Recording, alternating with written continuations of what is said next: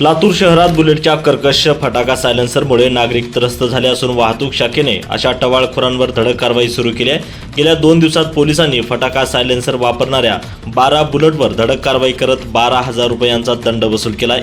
यामध्ये पहिल्या दिवशी 7 चालकांवर 5,000 रुपये तर दुसऱ्या दिवशी 5 जणांवर दंडात्मक कारवाई करण्यात आली। या सायलेन्सरमुळे लहान मुले, वृद्ध आणि रुग्णांना त्रास होत असल्याच्या तक्रारी वाढल्या होत्या। त्यामुळेच नाईलाजाने लेव्हल मीटरच्या आवाजाची पातळी मोजून आणखीन कठोर कारवाई केली जाईल असा इशारा देखील आता पोलिसांनी दिलाय। नितीन बनसोडे, एकमत डिजिटल, लातूर। नमस्कार, मी सहाय्यक पोलीस निरीक्षक मनोज जिरगे, शहर वाहतूक शाखा लातूर।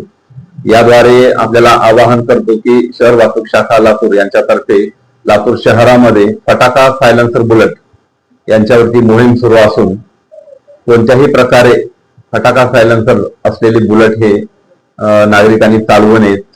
जर अशा प्रकारचे बुलेट आम्हाला जर आढळून आले तर त्याच्यावरती आम्ही दंडात्मक कारवाई करू। त्यामध्ये 4,000 ते 20,000 रुपये पर्यंत दंडाची तरतूद आहे।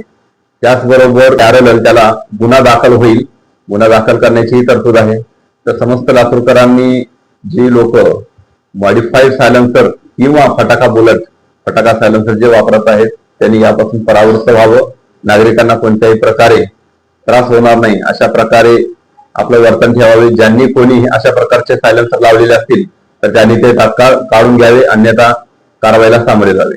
त्याचबरोबर नागरिकांनाही आवाहन करण्यात येते की अशा प्रकारचे फटाका बुलेट जर लातूर शहरामध्ये कुठे आढळल्या तर खालील नंबरवरती आपण संपर्क साधून त्याचा फोटो तुम्ही टाकू